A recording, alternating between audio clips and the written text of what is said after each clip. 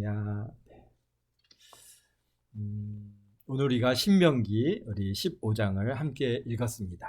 신명기는 이스라엘 백성이 출애굽을 해서 시내산에 도착했고 그곳에서 이제 여호와 하나님께서 계명과 율법과 율례와 법규들을 주셨습니다. 그리고 이제 성막을 짓고 제사장을 세우고 그 다음에 제사법을 익히고 제사를 통해서 제사함과 그리고 성결법과 성결법을 제정하심으로써 법에 따라서 정결례를 치르고 각종 희생 제물을 드리고 또 각종 규례와 명령을 따라서 백성들에게 그것을 우리 모세 선지자를 통해서 선포하시고 그 명령과 규례와 곧 율법을 배우고 익히고 그리고 실생활에 적용하는 그런 훈련의 시간들을 갖다가 이제 광야에서 갖기 시작했습니다. 근데 아마 저도 그렇고 여러분들도 그러리라고 생각이 드는데요. 우리가 교육을 받고 또 우리가 어떤 명령을 받았다고 해서 그대로 실천하여 산다는 것이 그렇게 쉽지 않다는 것이죠. 우리가 결심을 해도 그런 걸 뭐라 그러죠? 3일 만에 우리가 그냥 결심한 것들이 다 흩어지는 이런 우리 사람들이 굉장히 나약하고 연약한 부위들이 오늘 우리가 있습니다. 그래서 금방 쉽게 이루어지지 않는다는 것을 지금까지 살아오면서 우리가 경험하는데요. 참 내가 갖고 있는 생각이나 이런 생활 습관이나 이렇게 어떤 것을 바라보는 가치관이나 이런 것들이 정말 쉽게 변하지 않습니다. 특히 우리가 이제 어떤 것 중에서 그런 걸 느끼냐면요. 언어라고 하는 부분에서 굉장히 그런 것들을 많이 경험하는데요. 정말 이게 고향을 갔다가 떠나온 지 오래되었음에도 불구하고 우리 말 속에서 아직도 그런 지역 사투리가 나오는 것들을 보면서 참으로 이게 사람이 변화되기가 참 어렵구나라고 하는 것을 우리가 많이 경험합니다. 그래서 이게 말을 하다 보면 이 사람은 어디 출신이겠구나 어느 정도 그런 것들이 좀 감이 드러나죠. 그래서 강원도 사람이구나 아니면 또 전라도 사람이구나 아니면은 이제 제주도 분이구나 제주도 사람이구나 이런 것들을 갖다가 이제 이렇게 알게 됩니다. 그래서 올라와서 이제 이 서울이나 경기도 지역으로 올라와서 이제 지역 그런 그 사투리를 갖다가 없애보려고 굉장히 몸부림쳐 노력하는데 그런데 그게 완전히 없어지지 않더라는 것이죠. 그런 것부터 시작해서 또 음식들, 우리 음식에 대한 취향들 이런 것들도 한국 사람은 뭘 꼭 먹어야 된다고 그러죠? 김치를 먹어야 되는데 이게 외국에 나가서도 그냥 오래 살았음에도 불구하고 항상 그 김치에 대한 그리움이 있고 그것을 먹어야 뭔가 그 속이 시원하고 편안하고 이런 것들이 정말 쉽게 바뀌어지지 않고 우리로 하여금 이렇게 이 변화에 대한 그런 어려움을 겪게 되는 것들을 보게 되고요. 그 다음에 이제 오늘 우리가 만나게 되어지는 이런 가치관의 변화, 이거는 정말 더욱 어려운 것이죠. 왜 그러냐? 이스라엘 백성들도 430년 동안 애굽에서 생활하면서 가졌던 여러 가지 음식에 대한 생활 또 그 다음에 옳고 그름에 대한 가치관 또는 여러 가지 삶에 그런 적용되어지는 많은 일들이 오랫동안 이스라엘 백성 430년이면은 벌써 몇 대를 갖다 내려왔잖아요. 그러니까 우리가 쉽게 여기서 조선 시대를 지나온 그런 말기 조선 시대의 가치관, 그 시대에 사는 사람들이 다 그 조선 시대의 그런 가치관으로 살아가지 정말 새로운 것을 뭘 추구한다는 게 굉장히 어려운 일이었어요. 그렇습니다. 그러니까 이 출애굽을 해서 지금 이제 하나님께서 그 시내산에서 율법을 주시고 계명을 주셨다고 해서 그들이 식생활이 금방 변하니까 그냥 만나를 먹는데 얼마나 먹고 싶겠어요. 그래서 부추도 먹고 싶다 아니면 뭐도 먹고 싶다 먹어도 먹고 싶다 그렇게 그들이 그렇게 부르짖고 힘들어하는 모습들이 우리가 충분히 이해가 가는 것이죠.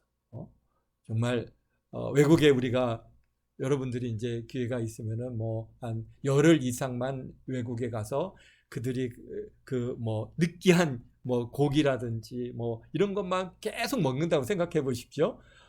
얼마나 김치가 먹고 싶겠습니까? 지금 그런 이스라엘 백성들이 그렇게 자기네들이 식생활을 갖다 유지해왔던 그것들을 단번에 끊어버린다는 게 이게 굉장한 고통을 그들이 겪고 있는 것. 그래서 막 먹고 싶다고 막 하나님 배 부르짖는 이 광경을 보면서 어떻게 저럴 수 있지? 아우, 나 같으면 안 그럴 텐데 우리가 자신하지 마십시오. 정말 우리도 여러분도 한번 외국에 나가서 한 정말 이게 우리 생활과 식생활과 완전히 다른 식생활에 딱 던져져서 매일같이 기름진 우리 이제 우리 영록 형제님이 이제 중국에 한동안 한참 그 출장을 갔는데 가서 굉장히 힘든 것 중에 하나가 그 기름진 음식들을 갖다가 기름에 튀기고 막 이런 음식을 계속해서 먹는 게 그게 보통 어려운 게 아니다라고 하는 것들을 얘기를 들었는데요.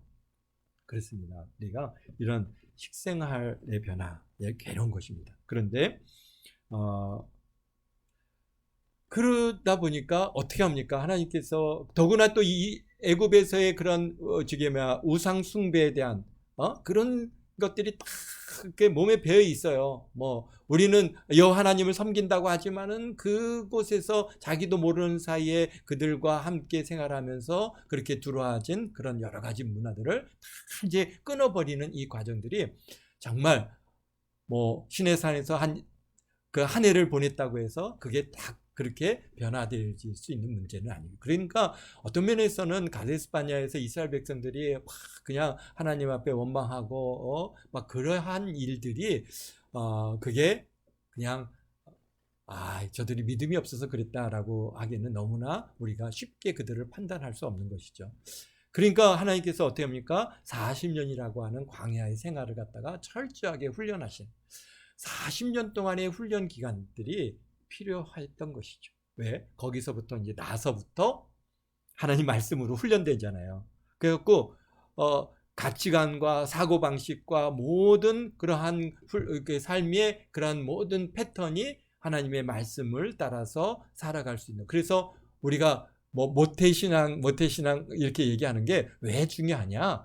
바로 어려서 뱃속에서부터 하나님 앞에 나와서 예배드리고 그다음에 나면서 늘 하나님 말씀에 훈련되고 또 예배드리고 이런 것들이 결국은 그 우리의 삶과 가치관을 완전히 다른 그러한 그리스도인으로서 우리가 만들어 가시는 것이죠. 그래서 이스라엘 백성들이 40년이라고 하는 시간을 갖다가 그렇게 훈련하고 계신 줄로 압니다. 그래서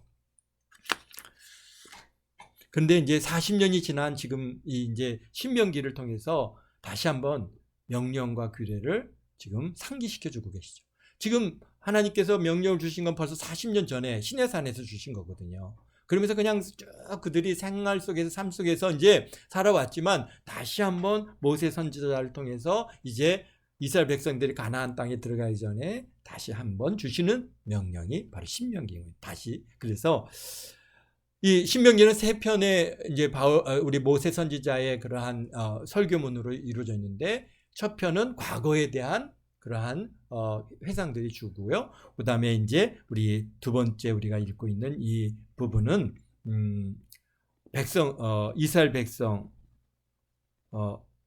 하나님과 또 우리 이제 이스라엘 백성들이 가나안 땅에 들어가서 그 이제 살아가야 할 여러 가지 규례와 규범들을 다시 한번 주고 계십니다.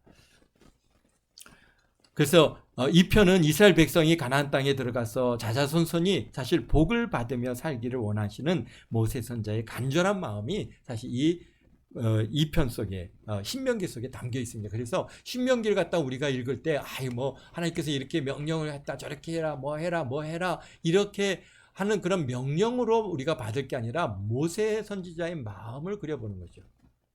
내가 이제 함께 가나안 땅에 들어갈 수 없는데 이 백성들이 이제 가나안 땅에 들어가서 살아갈 때 거기서 많은 일들을 겪게 될 때, 그러나 모세 선지자의 마음은 이들이 자자손손이 복을 받고 정말 하나님께로부터 인정받고 살아가는 그러한 그 민족이 되기를 간절히 원하고 있는 그러한 그래서 그분의 마음을 그려가면서 읽으면은 무슨 이런 말씀을 하셨을까? 왜 이런 말씀을 하셨는가? 오늘도 사실 우리가 쉬운 말씀은 아닌데 이런 말씀을 왜 주셨는가? 우리가 거기에 대한 이해들을 할 수 있는 것이죠. 그래서 보면은 첫째는 뭡니까? 하나님을 마음을 다하고 뜻을 다하고 성품을 다해서 주 너의 하나님을 사랑하라 하시는 그러한 사랑에 대한 쉐마를 우리에게 주셨고, 그리고 이제 13장에서는 예배와 그다음에 11조를 하나님과 나의 관계에 대해서 그렇게 이제 내용을 주셨고, 15장부터는 그러니까 이제 수직 하나님과의 나와의 관계에서 이제 수평으로 이제 이웃과 형제들에 대한 관계들을 여기서 지금 담고 있습니다.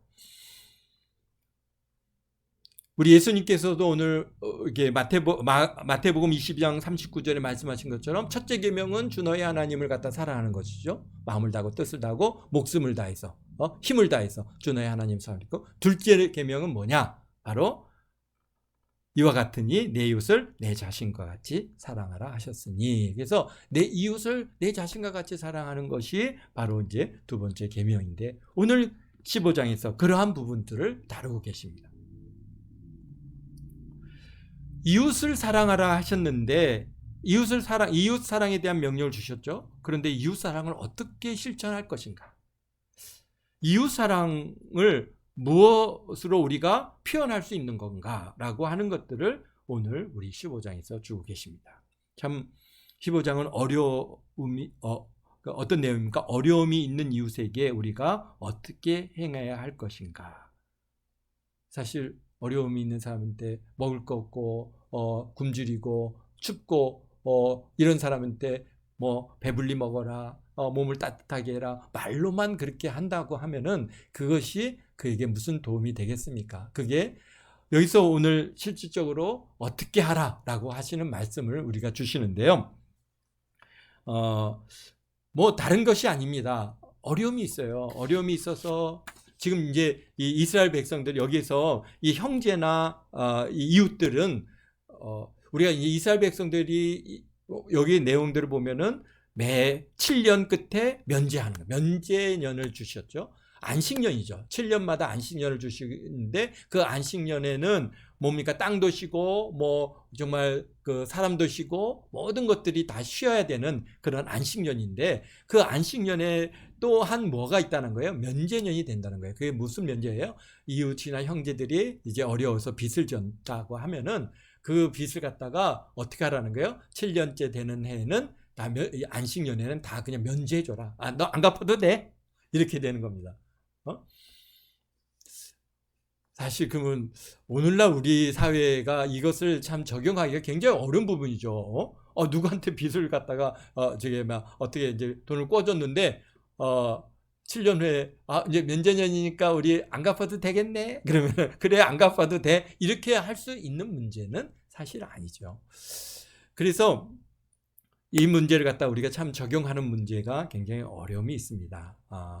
근데 여기서 우리가 이해할 것은 어떻다는 거예요? 여기서 형제나 이웃이, 이스라엘 백성들이 이제 가나안 땅에 들어가서 그들에게 하나님께서 뭘 주셨어요? 다 기업으로 땅을 나눠 주셨잖아요. 그래서 같이 그곳에서 다 나름대로 기업을 얻어서 살다가 보면은 이제 어떤 사람들은 부유한 사람이 있고 어떤 사람들은 좀 가난한 사람들이 있지만은, 그럼에도 불구하고 다 땅이 있으니까 이제 어떻게 합니까? 나름 이제 농사를 짓고 또는 양을 키우고 해서 살아갈 수 있는 기본적인 기반들은 주셨습니다. 그런데 그러한 빚을 져야 될 정도가 되고 또 여기에서 종이 돼야 될 정도로 그렇게 어려움이 오게 되어지는 이유는 뭘까요? 여러 가지 이유가 있겠지만은 뭔가 몸이 약하다든지 질병이 있다든지 또는 가족에 어떤 우환이 있다든지, 만약에 이러한 문제들이 있어가지고 이게 뭔가 빚을 지지 않으면은 해결될 수 없는 그런 상황들이 있었을 때 그들이 이제 빚을 질 수밖에 없는 거죠. 너무 막 갑자기 가뭄이 와서 먹을 것이 없어서 정말 굶주리고 있고 이럴 때 뭐 당장 농사를 지을 수 있는 상황도 아니라면은 어떻게 합니까? 이제 뭔가 이렇게 빚을 져서 뭐 먹는 문제를 해결해야 되는데, 그런데 사실 그들이 어떻다니까 같은 형제들이거든요. 우리가 생각하는 지금 우리 이 도시화된 사회 속에서의 우리 이 이웃과 형제의 개념은 다릅니다.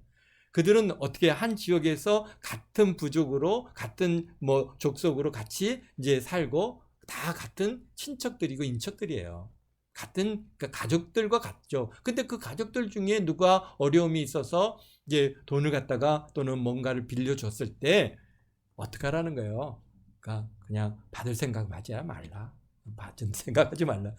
그가 주면은 갚으면은 좋지만은 갚지 못하면은 갚지 않으면은 7년 후에는 아예 그냥 우리 이제 없는 것을 해. 괜찮아. 내가 그냥 그냥 준 거야. 걱정하지 마. 이렇게 하라는 겁니다. 그럴 때 어떻게 합니까? 서로 간에 화목함이 유지가 되고 뭐 항상 채주가 되고 채무자가 돼갖고 와갖고 돈 내놔라 돈 내놔라 막 이렇게 해갖고 억압을 하고 이렇게 되면 서로 간에 갈등이 생기고 문제가 생기죠. 그러나 여기에 3절에 보면 이방인에게는 내가 독촉하려니와 형제에게 구워준 것은 내 손에서 면제하라 라고 말씀하고 계십니다. 그러니까 그게 다 모든 자에게 그러라는 게 아닙니다. 이방인들에게는 가족이 아니죠. 이방인들에게는 어떻게 하라는 거예요? 가서 당연히 독촉을 하고 돈 내놔라 얘기해서 돈을 받아야 되는 것입니다.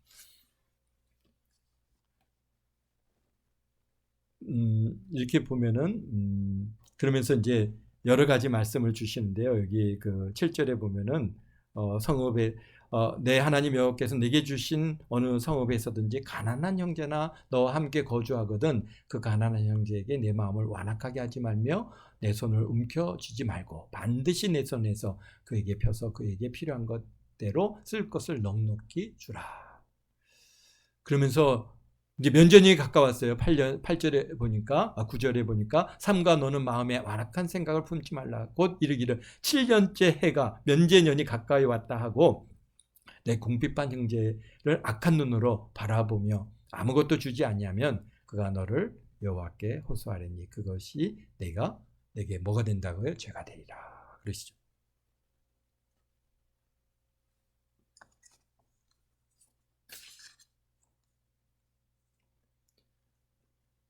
그가 무슨 말씀입니까? 어려운 형제나 이웃 또는 가난한 형제 이웃이 필요를 갖다가 공급해 주라는 겁니다. 그들이 능력이 회복돼서 갚을 수 있으면은 갚으려니와 그렇지 않으면은 뭐라는 거예요? 그냥 거저 주라 이렇게 말씀하시고 계십니다. 그러면서 그냥 주는 것으로 끝나는 게 아니라 하나님께서는 그거에 대한 분명한 보답이 있죠. 우리 4절 5절에 보면은 내가 만일 내 하나님 여호와의 말씀을 듣고 내가 오늘 내게 내린 그 명령을 다 지켜 행하면 내 하나님 여호와께서 내게 기업으로 주신 땅에서 내가 반드시 복을 받으리니 너희 중에 가난한 자가 없으리라. 아멘. 하나님께서요 어떻게 했다는 거예요? 반드시 복을 주겠다는 겁니다. 그래서 가난한 자가 없게 해주시겠다.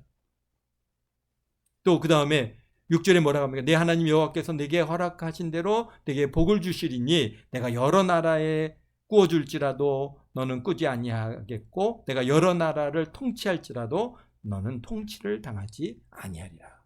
이 개념이 단순히 그런 한 개인의 개념이 아니라 어디로 지금 확대되고 있어요? 국가로 확대되고 있어요. 국가적으로. 그래서 국가도 어떻게 하라는 거예요? 나눠주고 베푸는 일을 갖다가 해라. 그러면은 하나님께서 그 나라를 잘 되게 해 주시겠다라고 지금 말씀하고 계십니다. 종에 대한 규례를 갖다가 11절서부터 18절까지 주시는데요. 결국 이것도 일곱째 해 안식년에는 그들을 다 자유롭게 놓아주는데 그런데 뭘 기억하라는 겁니까? 이스라엘 백성 너희들도 종생활 430년 동안 하는 동안 너희들 속량된 것을 기억해서 그래서 종들을 갖다가 이렇게 7년째 되는 면제해는 다 풀어주고 그 다음에 그냥 풀어주지 말고 여기 13절에 보면 그들을 놓아 자유롭게 할 때 빈손으로 가게 하지 말라. 그렇죠. 오직했으면은 팔려서 나를 갖다가 돈 주고 좀 팔아서 나를 종 삼으십시오라고 했겠습니까? 그런데 그들이 이제 몇 년 동안 어쨌든 안식년 동안 그렇게 일을 하고 풀려나서 돌아갔는데 빈손으로 간다면은 어차피 또 어려움이 되고 결국은 또 종이 되고 말 그런 위기와 위험이 있습니다. 그러니까 어떻게 하라는 거예요? 빈손으로 보내지 말고 양무리 중에서 또 타작마당에서 곡식과 양식들을 또 그렇게 그에게 주어라. 넉넉히 줘라. 후히 줄지니 그러면은 내 하나님 여호와께서 내게 복을 주신 대로 그에게 줄지니라. 그러니까 복을 주시겠다는 거죠.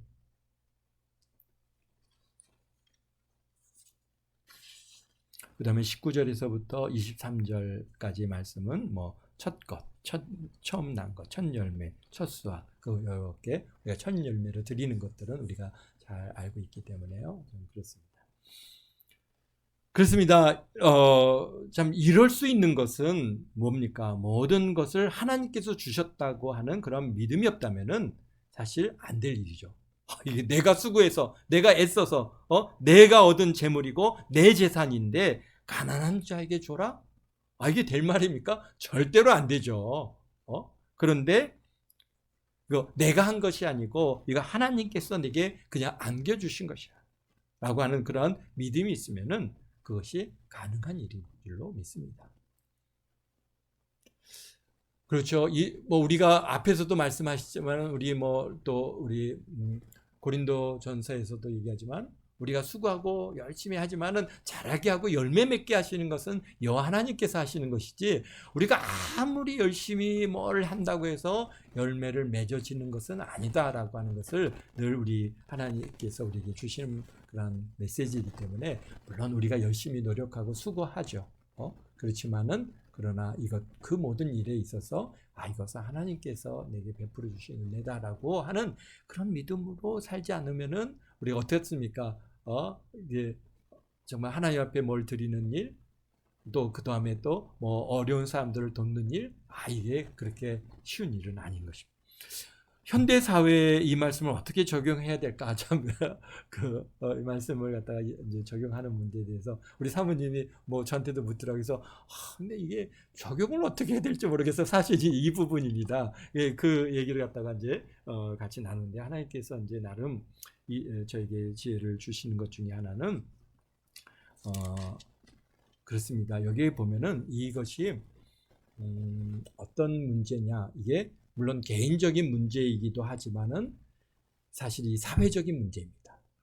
그렇죠? 우리 사회 안에 여기에 가난한 형제들이 있어요. 병들고 어렵고 정말 굶주리고 한 사람들을 우리가 개인적으로도 도와야 하지만은 여기에서 보면은 우리 14장에서도 보면은 3년마다 10의 1조를 갖다 소산의 11조를 갖다가 성읍에 딱 그걸 저축해 놓고 그 다음에 어려운 사람들 가구나 고아나 이런 사람들을 다 어떻게 합니까? 먹이고 배불리게 하는 이런 일을 갖다가 하게끔 하신 것입니다. 그것의 연장선상에 있는 겁니다. 그래서 우리가 이제 현대 사회를 보면은 대한민국이 현재 어떻습니까? 굉장히 복지 사회로 나가고 있습니다. 저희가 자랄 때만 해도 자랄 때와는 정말 비교가 안 될 만큼 다양한 복지 프로그램들이 지금 작동하는데요. 성경에서의 복지 프로그램은 뭐였어요? 3년마다 10의 1조를 걷어가지고 그 다음에 성읍에 그것을 저축해놨다가 어떻게 하면 어려운 사람들한테 이것을 갖다 베풀어주고 그들의 필요를 채워주는 게 이게 복지 프로그램이거든요. 오늘 우리 사회는 어떻게 합니까? 우리가 어렵고 가난한 사람들을 가난한 사람들, 도움이 필요한 사람들을 우리가 어떻게 합니까? 국가 중앙정부나 또는 지방정부가 그들을 이제 앞장서 도와주고 있죠. 우리가 한 예로 뭐가 있습니까? 생활보호 대상자 또는 차상위 그룹 이런 형태로 특히 생활보호 대상자로 딱 지정을 해서 그들에게는 전적으로 어떻게 합니까? 지원을 해준다. 어떻게 해줍니까? 이거 지원하면서 이거 갚아 이러면서 줍니까? 아니죠. 그냥 무상으로 지원을 해줍니다. 그래서 그러한 지원이 빚이 아니고 거저 주는 겁니다. 그 사람들 생활보호 대상자들의 물론 여건들이 있죠. 여기 성경에서는 고아하고 과부고 그 다음에 레위인이고 여기에 여기 외지에서 온 그러한 객 이런 사람들이 이제 하나의 대상으로 보지만 오늘날 우리 사회에서는 뭡니까 그런 대상자들이 있죠. 그래서 뭐 정말 어렵고 뭐 장애가 있다든지 또는 뭐 여러 가지 그러한 도저히 자기 힘으로 그 삶을 유지해 나갈 수 없어서 누군가의 도움이 없이는 안 되는 그런 사람들이 있습니다. 그런 사람들을 갖다가 생활보호 대상으로 해서 국가에서 지원해 주잖아요. 예? 우리 사회가 정말 이 정도로 안전하고 참 이렇게 편안할 수 있는 이유 중에 하나가 뭡니까?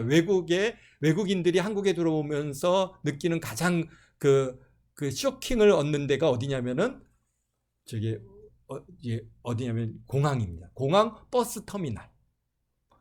공항 버스 터미널에서 외국인들이 어떻게 저럴 수 있지? 라고 하는 것을 느끼는데요. 그게 뭐냐면요.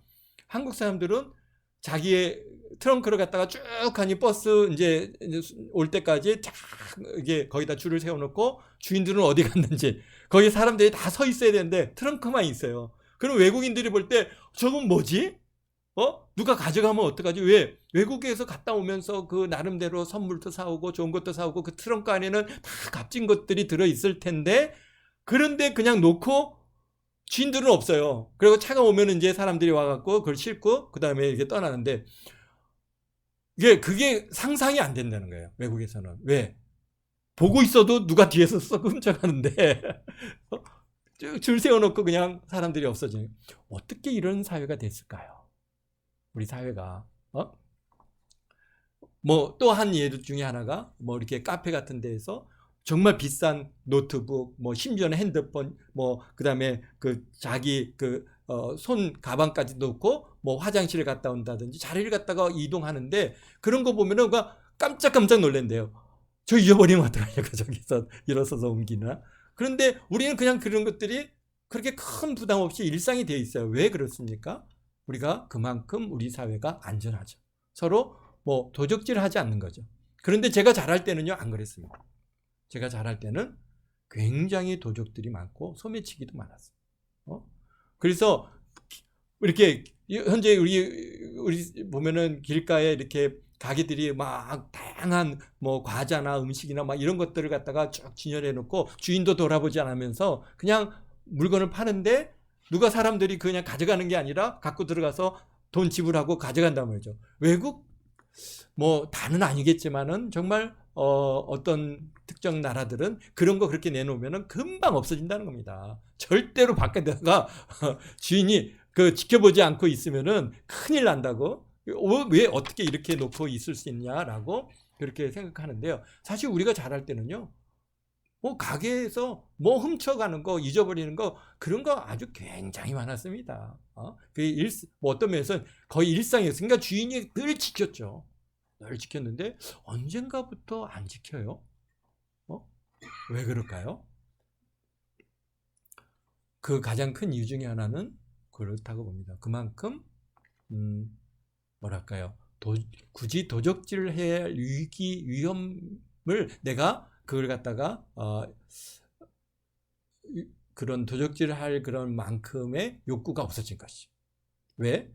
나름 우리 사회가 복지화돼서 정말 어려운 사람들. 왜 도적질을 합니까? 물론 아닌 사람들도 있겠지만 가장 근본적인 그 도적에 대한 유혹은 지금 당장 먹을 게 없어요. 당장 내가 뭔가 필요가 한데 그걸 해결할 방법이 없어요. 그러니까 어떻게 합니까? 그런 것을 도적질해서 지금 배고픔을 채우는 거거든요. 우리가 어렸을 때는 그만큼 배고팠어요. 그렇기 때문에 먹을 것이 있으면 그냥 훔쳐다가 먹어야 됐어요. 그런데 지금 우리 사회는 그런 부분에서는 굉장히 복지 문제들이 가습기를 꺼주세요.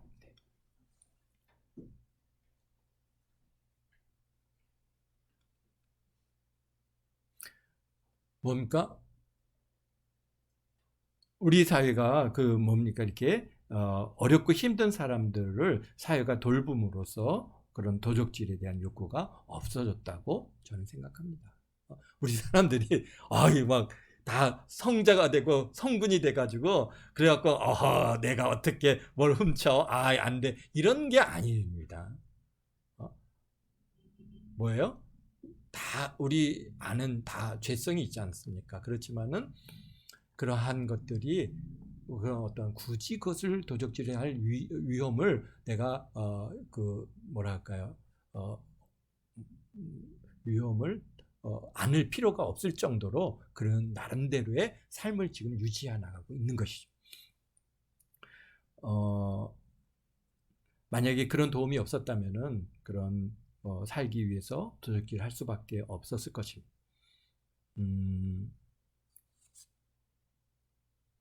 그런데 문제는 뭐예요? 이런 복지를 하는 게 거저됩니까? 복지가 그냥 됩니까? 국가가 뭐가 있어야 되는 거잖아요.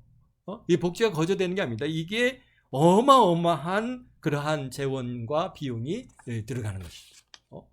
우리가 뭐 정말 이게 이런 그 생활보호 대상자들에게 지급되는 그 비용만 해도 엄청난데, 정말 이제 우리 사회가 뭐 다양한 복지 프로그램이 있습니다. 요즘은 청년들을 위해서 얼마나 국가가 이 청년들을 돕으려고 굉장히 우리 이제 몸부림치고 있는 것을 보게 되는데요.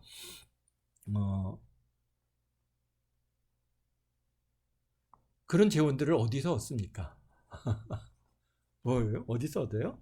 다 국세나 지방세나 이런 다양한 세금을 갖다가 우리가 내므로써 그 세금을 통해서 그런 그 복지 이 비용을 우리가 감당하고 있는 것이죠. 결국은 다 어디서 나온 거예요? 바로 여러분들이 낸 세금으로 그 일을 감당하고 있습니다. 성경은 사실 이 지금 15장은 이런 복지 프로그램들이 운영되지 않기 때문에 어떻게 합니까? 개인들이 그런 일들을 감당했지만은, 그러나 지금은 정말 어려움이 있으면요, 동사무소에 가서 내가 지금 이 생활에 지금 어려움이 있다, 위기가 있다, 그러면은 정말 뭐라 할까요? 그냥 이게 지급을 해줍니다. 생활비를 지급해주고 당장 몇 개월간의 생활비를 지급해줘서 생활할 수 있게끔 그렇게 돕는 프로그램들이 굉장히 우리 사회가 있습니다. 그러면서 그거 주고 나서 갚아라, 그게 아닙니다. 여기 지금 오늘 15장에 주시는 말씀같이 그냥 거저 주는 겁니다. 당신의 생활을 위해서 우리 국가가 이만큼 도움을 주겠다고 해서 주는 겁니다. 그렇습니다.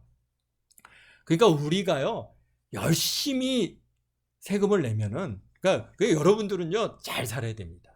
잘 살아서 세금을 갖다가 많이 내면 많이 낼수록 그것이 결국은 다 이 사회의 복지 프로그램, 복지 사회로 가는 아주 가장 근본적인 그 일을 감당하는 것이죠.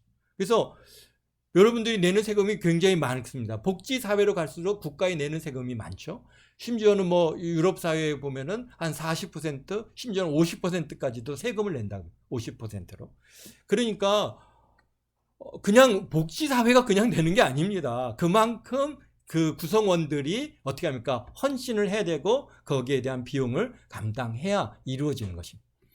그러니까 이 말씀은요, 물론 우리가 개인적으로도 할 수 있는 사람들이 있겠죠. 이 말씀을 준비하는데 어제 한 젊은 사람이 이렇게 찾아왔어요. 그래갖고 목사님 뭐 이런저런 얘기를 많이 하더라고요. 그 다음에 하는 얘기가 지금 이제 그러니까 먹을 쌀이 없어서 좀 쌀이 있으면 좀 주세요 그러더라고요. 그래서 뭐 우리가 갖고 있는 쌀은 없고 우리 슈퍼에 가서 사서 드릴 테니까 가지고 가시라고 그래서 사모님이 가가지고 슈퍼에서 쌀 20kg 한 포대를 갖다가 이제 사서 드렸어요. 그래서 이 말씀을 준비하는데 마침 그런 사람이 오는 거예요. 그래서 저 하나님 너무 감사합니다. 그래서 뭐 하시는 거예요? 반드시 복 주시겠다 그러잖아요. 반드시 달자게 해주겠다. 그래서 우리가 교회에 이렇게 이제 도움을 구해서 오는 사람들이 이제 오는 분들이 있으면은 정말 그분들에게 함께 우리가 최선을 다해서 이렇게, 왜 이 사회가 지금 40대거든요. 그 사람이요. 뭐 갑자기 이사를 해갖고 뭐 먹을 게 없다고 그러는데, 물론 어디까지가 진실이고 어디까지가 거짓인지 우리가 알 수는 없지만 어쨌든간 구하는 거니까 참 그런 또 빠지는 사람들이 있습니다.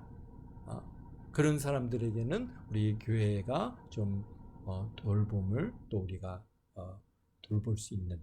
그 다음에 이렇게 매주 오시는 분이 있는데 그분은 한 지금 50대인 것 같은데, 60대예요. 60대, 5, 60대 이렇게 되는 것 같은데요.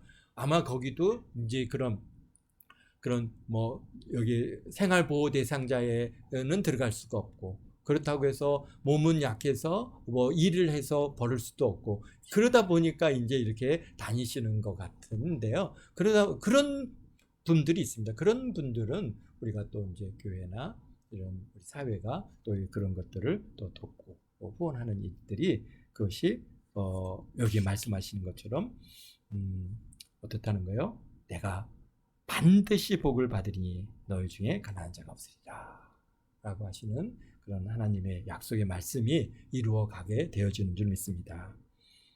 근데 여기서 그것이 이제 우리 사회적인 문제에서 끝나는 게 아니라 국가적으로 넘어가고 있어요. 여기에 보면은 너희가 어떻게 하니까 여러 나라를 꾸어줄지라도 너희는 꾸지 아니할 것이고 여러 나라를 통치할지라도 너희는 통치를 당하지 아니하리라 라고 하시는 그런 우리 6절 말씀을 보면요. 우리나라가 어떤 나라입니까? 사실 자주 얘기하죠. 정말 6.25 전쟁을 지나고 나서 이 지구상에서 가장 가난한 나라였어요. 가장 가난한 나라. 그래서 많은 나라들의 원조를 통해서 우리가 이렇게 이제 먹고 살았어요. 정말 밀가루도 원조에 들어오는 거 아니면은 먹을 수가 없어서 밀가루, 뭐 분유, 뭐 이런 그런 다양한 그런 그 원조품들을 통해서 또는 뭐 구제 옷을 통해서 옷을 입었던 그런 시대가 있습니다. 그런데 지금은 어떻습니까? 우리가 이렇게 성장해서 전 세계 이제 10위권 안에 경제 능력이 10위권 안에 들어섰지 않습니까? 그래서 지금은 어때요? 우리가 이제 원조를 받던 나라가 지금 이제 원조하는 나라가 됐습니다. 그게 역사 뭐 그런 나라가 여러 나라가 있느냐? 그게 아닙니다. 유일한 나라입니다. 유일한 나라, 원조 받던 나라가 원조하는 나라가 된 유일한 나라가 대한민국입니다. 그럼 어떻게 우리가 이런 유일한 존재가 될 수 있었느냐? 뭐 우리가 열심히 일했고 또 뭐 열심히 해서 우리가 분명히 그렇죠. 열심히 해서 그렇지만 그러나 하나님의 도우심이 있었어요.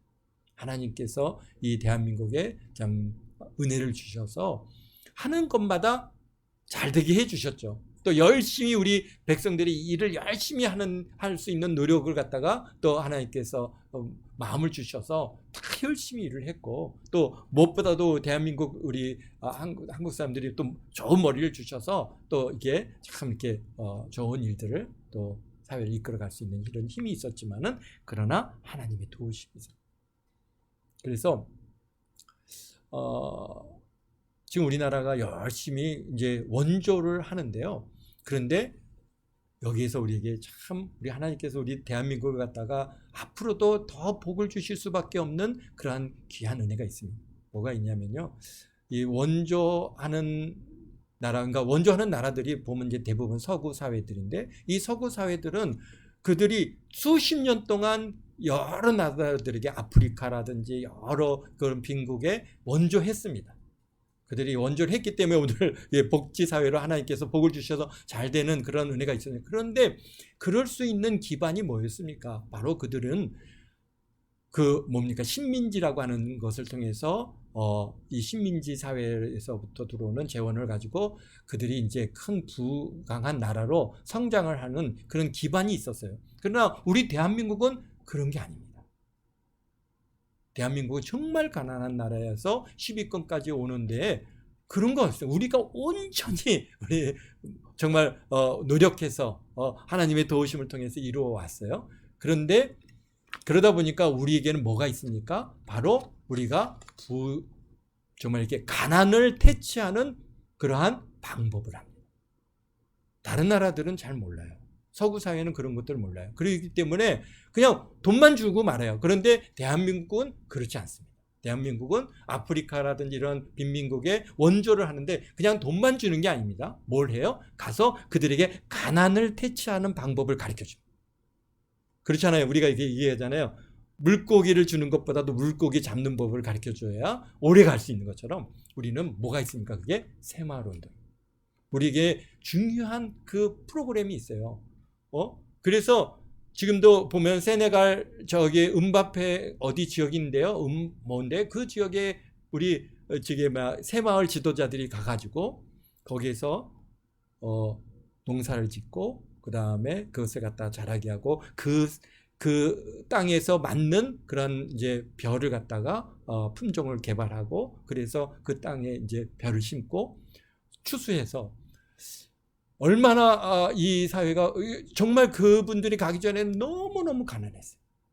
그 허벌판이에요. 그냥 사막 같은 곳인데 그런데 그곳에 가서 이분들이 그 지역 주민들을 불러가지고 농사 짓는 법을 가르치고 그 다음에 필요한 재원들을 갖다 공급해주고 뭐 여러 가지 계속해서 지원을 해줘서 그들로 하여금 농사를 갖다가 짓는. 그런데 그게 벌써 여러 해가 됐는데요. 지금은 수확을 합니다. 그 넓은 땅이 막 그 벼를 가득해. 우리가 상상하지 못할 만큼 넓은 땅입니다. 그런 땅에 정말 거기에 가득하게 벼가 추하게 돼서 그걸 갖다 탈곡하는 과정들을 또 다 이렇게 기록을 남기고 있는데요.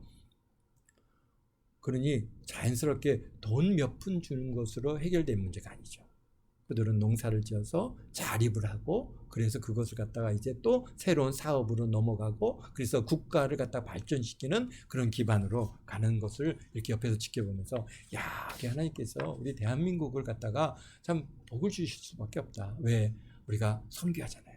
영혼 구원을 위해서 참 이 선교의 귀한 일들을 감당할 뿐만이 아니라 또 어떻습니까? 가난한 국가에 가고 그들이 가난에서 벗어날 수 있는 그러한 새마을운동이라고 하는 중요한 그러한 뭡니까 프로그램을 전파해주고 가르쳐줘서 그들로 하여금 그 가난에서 벗어날 수 있도록 그렇게 도와주고 있어요. 이 프로그램은 대한민국밖에 없어요. 왜? 대한민국은 그 가난에서 지금의 이 대한민국으로 올라오는 가장 중요한 그 과정을 다 겪어봤거든요. 어떻게 해야 되는지를 알거든요. 그러나 서구 사회는 그런 게 없어요. 그러니까 그들은 그냥 주는 것으로 끝나요. 그러나 우리는 그렇지 않습니다. 그래갖고 그들로 하여금 어떻게 합니까? 가난에서 벗어나는 그러한 중요한 방법을 가르쳐주고 있다고 하는 거예요. 그래서 앞으로 우리 사회가요, 여기서 말씀하신 것처럼 나눠줘. 국가가 여러 나라에 꾸어주고 또 그들을 도와주고 그래서 정말 이 대한민국이 이 지구의 상의 많은 나라들로부터 존경을 받고 참 우리 하나님께서 우리 현 시대를 갖다가 자꾸 높여주시지 않습니까? 뭐 한동안은 하여튼 한류라고 해갖고 음악을 갖다 막 올려주시더니 요새는 또 이제 음악보다도 드라마를 쫙 올려주시더라고요. 그래서 세계가 자꾸 한국에 대한 관심을 갖습니다. 근데 한국에 와서 중요한 것들은 뭡니까? 그러한 선한 일들을 보고 배우고 그 다음에 이 가난을 갖다 이겨내는 법을 배우고 그렇게 해서 이 대한민국을 하나님께서 계속 이끌어 가시는 물론 어려움이 있습니다. 지금 굉장히 어렵다고 합니다. 그러나 우리 하나님께서 이 대한민국을 어떻게 해요? 선교의 대국으로 쓰고 계시기 때문에 대한민국은 하나님께서 잘 되게 해주실 수밖에 없습니다. 그래서 우리가 이 복을 갖다 계속 유지하는 방법은 오늘 말씀하신 것처럼 정말 이렇게 돕는 일, 어려운 사람들을 돕고 가난한 나라를 돕고 이런 일들이 결국은 우리 대한민국이 계속 복을 받아서 이 전 세계 리더 국가로 정말 그렇게 세워져 가는 은혜가 있을 줄 믿습니다. 우리 동안교회 성도들은 어떻게 해야 된다고요? 열심히 일을 해서 세금을 많이 내셔야 됩니다. 세금을 많이 내는 게 뭐예요? 바로 이 지금 15장을 이루는 말씀입니다. 왜? 그 세금을 국가가 걷어서 어려운 사람들을 돕지 않습니다. 다 먹이고 복지 프로그램을 다 진행합니다. 우리가 직접 하지 않아도 국가는 그런 일을 지금 감당하고 있습니다. 그렇기 때문에 15장을 그대로 지금 이루고 성취되고 있습니다. 그런데 그 재원을 이게 개인적으로 내놓을 때는 굉장히 아깝고 야 이거 주고 이거 안 받아? 이렇게 이런 마음이 가질 수 있는데 그러나 국가는 그렇지 않습니다. 그러니까 우리가 내올 때도 기쁜 마음으로 냈고 또 어려운 사람들이 받을 때도 이거 뭐 국가가 누가 준 거 누구 이렇게 김영록이 줬다 그러면은 김영록 볼 때마다 저분이 이렇게 주셨는데 막 이런 부담감이 있는데 국가가 줬으니까 뭐 우리 그냥 당당하게 대한민국 국민으로서 이거 받는 거니까 그렇게 큰 부끄러운 거 아니야. 그러면서 당당하게. 그러니까 이 사회가 어떻게 합니까? 훨씬 더 화목해질 수 있는 그런 기초가 되어질 수 있는 것이고. 그러니까 우리들은요 어떻게 해야 되니 15장을 갖다 이루어가는 이 중요한 말씀의 적용은 뭐예요? 열심히 사업을 하고 열심히 일해서 열심히 돈을 많이 벌으십시오. 많이 벌으시고 많이 세금을 내십시오. 세금 많이 내는 사람이 국가에 뭡니까? 큰 일을 감당할 뿐만이 아니라 오늘 이 15장 많은 사람들을 돕는 일을 하고 있다고 하는 이 자부심을 가지셔도 됩니다. 그래서 여러분들 정말 우리 동안교회 우리 모든 성도님들은 앞으로 큰 거부도 나오시고 큰 사업가도 나오시고 큰 기업가도 나오셔서 이 일들을 정말 실천하시는 저와 여러분 모두가 되시기를 주의 이름으로 축원드립니다. 기도하겠습니다. 거룩하신 아버지 하나님, 주님의 사랑과 은혜 감사합니다.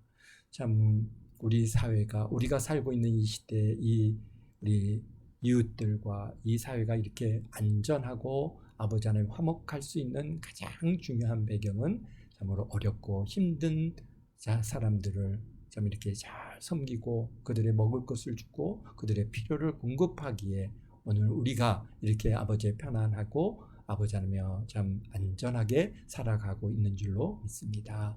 주님, 우리 동안교회 모든 성도들 주님께서 복을 주시고 은혜를 주셔서 저들이 많은 세금들을 아버지 하나님 나라에게 아버지 낼 수 있는 그런 여유 있는 그런 기업가도 주시고 사업가도 주시고 아버지 하나님이여 큰 거부도 주셔서 참 선한 일들을 잘 감당하여 하나님께로부터 복을 받되 자자손손이 복을 받아 누리며 내가 반드시 복을 주겠다고 하신 이 말씀을 아버지 하나님이여 경험하는 우리 동안교회 모든 성도들 다 되게 도와주옵소서.